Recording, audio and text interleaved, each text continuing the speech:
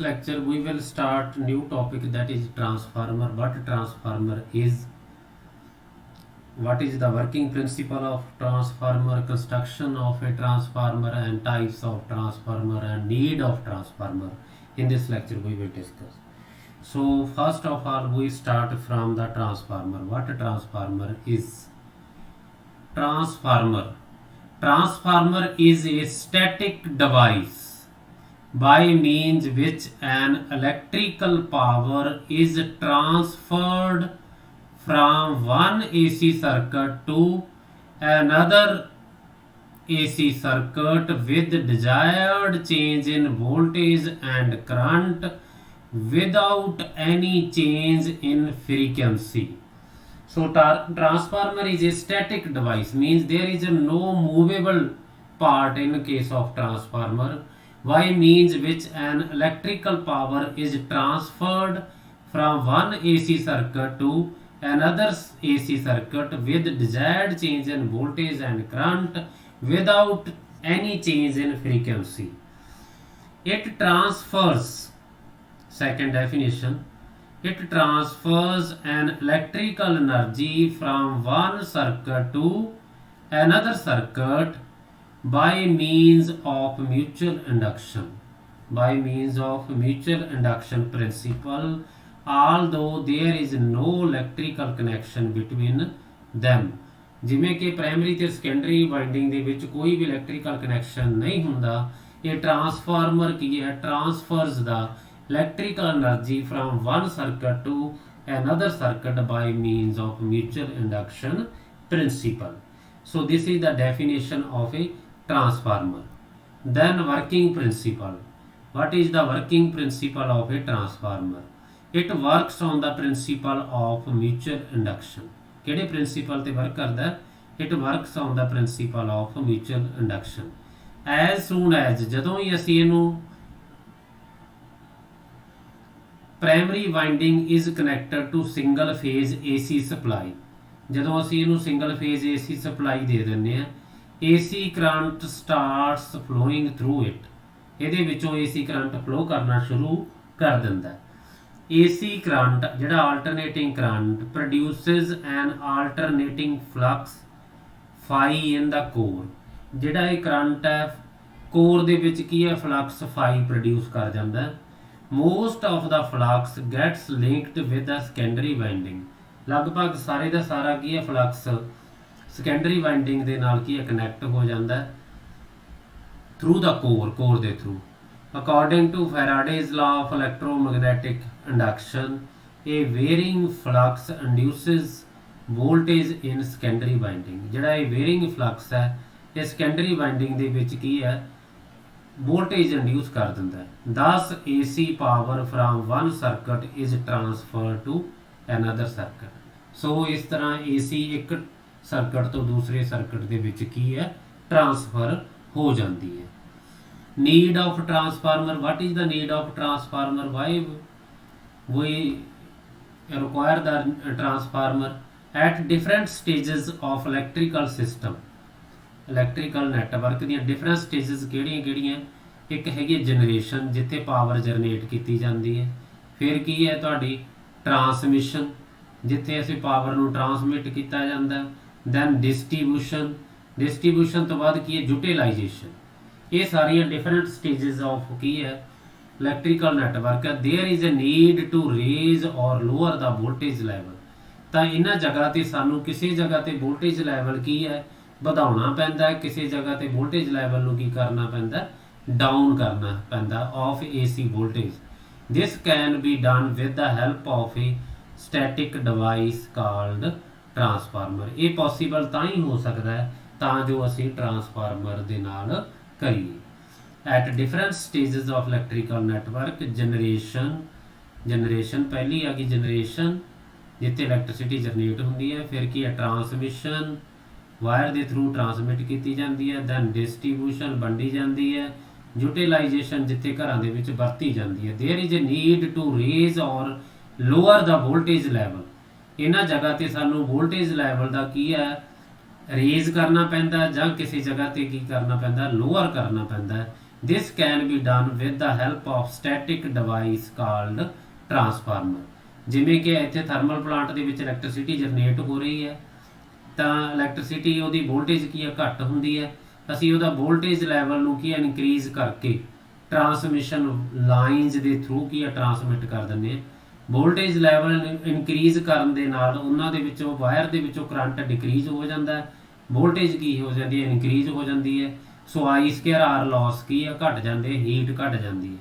ਫਿਰ ਕੀ ਹੈ, ਇਹ ਡਿਸਟ੍ਰੀਬਿਊਟ ਕੀਤੀ ਜਾਂਦੀ ਹੈ। ਡਿਸਟ੍ਰੀਬਿਊਟ ਤੋਂ ਬਾਅਦ ਕੀ ਯੂਟੀਲਾਈਜ਼ ਕੀਤੀ ਜਾਂਦੀ ਹੈ ਘਰਾਂ ਦੇ ਵਿੱਚ। ਘਰਾਂ ਦੇ ਵਿੱਚ ਸਾਨੂੰ ਵੋਲਟੇਜ ਚਾਹੀਦੀ ਹੈ 220 ਵੋਲਟ, ਪਿੱਛੋਂ ਆ ਰਹੀ ਹੈ 11 kV, ਤਾਂ ਸਾਨੂੰ ਕੀ ਹੈ, ਇੱਥੇ ਇੱਕ ਟਰਾਂਸਫਾਰਮਰ ਲਾਉਣਾ ਪੈਂਦਾ ਜਿਹੜਾ ਇਹਨੂੰ ਕੀ ਹੈ, ਸਟੈਪ ਡਾਊਨ ਕਰ ਦਿੰਦਾ, ਵੋਲਟੇਜ ਨੂੰ 220 ਵੋਲਟ ਬਣਾ ਦਿੰਦਾ।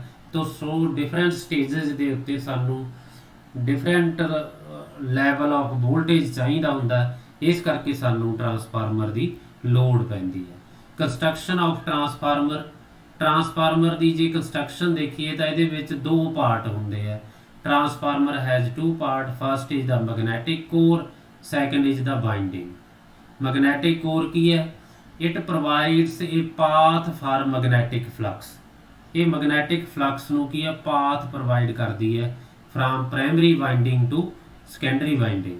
ਪ੍ਰਾਇਮਰੀ ਵਾਈਂਡਿੰਗ ਤੋਂ ਸੈਕੰਡਰੀ ਵਾਈਂਡਿੰਗ ਦੇ ਵਿੱਚ ਕੀ ਹੈ, ਇਲੈਕਟ੍ਰਿਕ ਫਲਕਸ ਨੂੰ ਮੂਵ ਕਰਨ ਲਈ ਜੋ ਪਾਥ ਪ੍ਰੋਵਾਈਡ ਕਰਦੀ ਹੈ, that is the core. There are two types of losses that can occur in the core. Core ਦੇ ਵਿੱਚ ਦੋ ਤਰ੍ਹਾਂ ਦੇ ਲਾਸ ਹੋ ਸਕਦੇ ਆ, ਇੱਕ ਕੀ ਹੈ, ਹਿਸਟੈਰਿਸਿਸ ਲਾਸ, ਦੂਜਾ ਕੀ ਹੈ, eddy current loss. Core is made up from high grade silicon steel. ਅੱਜ ਕੱਲ ਜਿਹੜੀਆਂ ਕੋਰ, ਕਿਹੜੀ ਮੈਗਨੈਟਿਕ ਕੋਰ ਕਿਹੜੇ ਮਟੀਰੀਅਲ ਦੀ ਬਣੀ ਹੁੰਦੀ ਹੈ, silicon, high grade silicon steel ਦੀ ਬਣੀ ਹੁੰਦੀ ਹੈ, to reduce the hysteresis loss, ਤਾਂ ਜੋ ਉਹਦੇ ਚੋਂ ਹਿਸਟੈਰਿਸਿਸ ਲਾਸ ਕੀ ਹੈ, ਘਟ ਜਾਣ।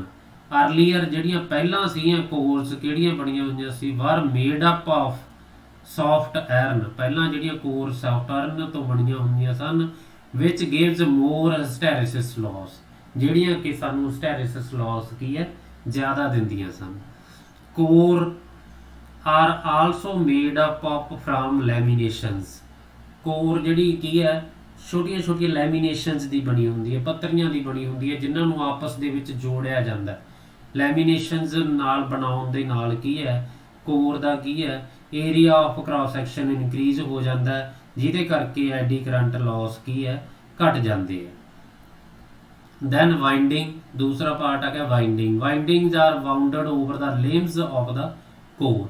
ਜਿਹੜੀਆਂ ਵਾਈਂਡਿੰਗ ਹੈ, ਟਰਾਂਸਫਾਰਮਰ ਦੀਆਂ ਲਿੰਬਸ, ਕੱਦਾਂ ਦੇ ਉੱਤੇ ਵਾਈਂਡ ਕੀਤੀਆਂ ਹੁੰਦੀਆਂ, ਵਾਊਂਡ ਕੀਤੀਆਂ ਹੁੰਦੀਆਂ। ਵਾਈਂਡਿੰਗਸ ਕੈਰੀ ਪ੍ਰਾਇਮਰੀ ਐਂਡ ਸੈਕੰਡਰੀ ਕੋਇਲਸ। ਜਿਹੜੀਆਂ ਵਾਈਂਡਿੰਗ ਹੁੰਦੀਆਂ ਉਹਦੇ ਵਿੱਚ ਪ੍ਰਾਇਮਰੀ ਤੇ ਸੈਕੰਡਰੀ ਕੋਇਲਸ ਹੁੰਦੀਆਂ। ਵਾਈਂਡਿੰਗ ਦਾ ਜਿਹੜਾ ਮਟੀਰੀਅਲ ਹੈ, ਸ਼ੁੱਡ ਹੈਵ ਲੋ ਰੈਜ਼ਿਸਟੈਂਸ, ਉਹਦੀ ਕੀ ਹੈ, ਲੋ ਰੈਜ਼ਿਸਟੈਂਸ ਹੋਣੀ ਚਾਹੀਦੀ ਹੈ, to reduce the copper loss, ਤਾਂ ਜੋ ਕਾਪਰ ਲਾਸ ਕੀ ਹੈ, ਘਟ ਜਾਣ। ਅਸੀਂ ਜੇ 골ਡ ਦੀਆਂ ਯੂਜ਼ ਕਰੀਏ ਤਾਂ ਇਹਦੇ ਵਿੱਚ ਲਾਸ ਸਾਰਿਆਂ ਨਾਲੋਂ ਘੱਟ ਹੋਣਗੇ, ਬਟ 골ਡ ਦੀ ਕੀ ਹੈ, ਥੈਫਟ, ਚੋਰੀ ਹੋਣ ਦੇ ਚਾਂਸ ਕੀ ਹੈ, ਜ਼ਿਆਦਾ ਹੋ ਜਾਂਦੇ ਆ।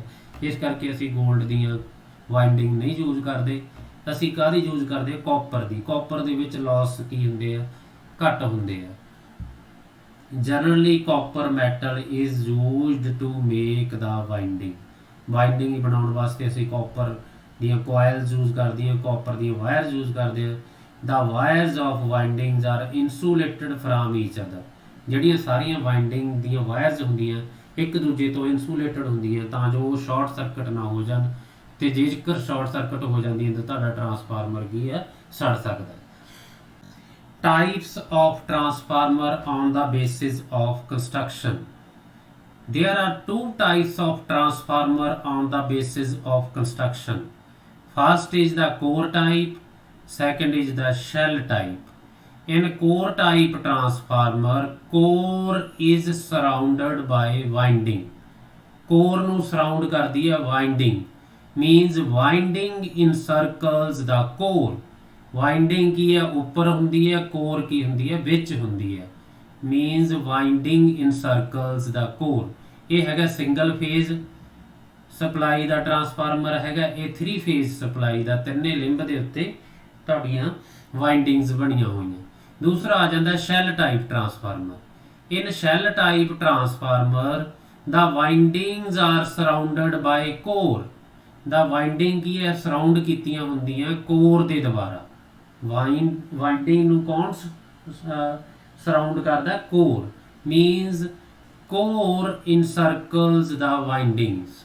ਕੋਰ ਉੱਪਰ ਹੁੰਦੀ ਹੈ ਤੇ ਵਾਈਂਡਿੰਗ ਕੀ ਹੁੰਦੀਆਂ? ਵਿੱਚ ਹੁੰਦੀ ਹੈ। In this shell type transformer there the core has two windows. Core ਦੀਆਂ ਦੋ ਵਿੰਡੋਜ਼ ਹੁੰਦੀਆਂ, ਇੱਕ ਆ ਵਿੰਡੋ ਹੋ ਗਈ, ਇੱਕ ਇਹ ਵਿੰਡੋ ਹੋ ਗਈ। ਇੱਥੇ ਜਿਹੜਾ ਕੋਰ ਟਾਈਪ ਟਰਾਂਸਫਾਰਮਰ ਹੈ ਇਹਦੇ ਵਿੱਚ ਇੱਕ ਵਿੰਡੋ ਹੁੰਦੀ ਹੈ, ਇਸ ਕਰਕੇ ਮੈਗਨੈਟਿਕ ਪਾਥ ਵੀ ਪ੍ਰਾਇਮਰੀ ਟੂ ਸੈਕੰਡਰੀ ਇੱਕ ਹੁੰਦਾ ਹੈ। ਇਹਦੇ ਵਿੱਚ ਪ੍ਰਾਇਮਰੀ ਟੂ ਸੈਕੰਡਰੀ ਜਿਹੜੇ ਮੈਗਨੈਟਿਕ ਪਾਥ ਕਿੰਨੇ ਹੁੰਦੇ ਆ? ਦੋ ਹੁੰਦੇ ਆ।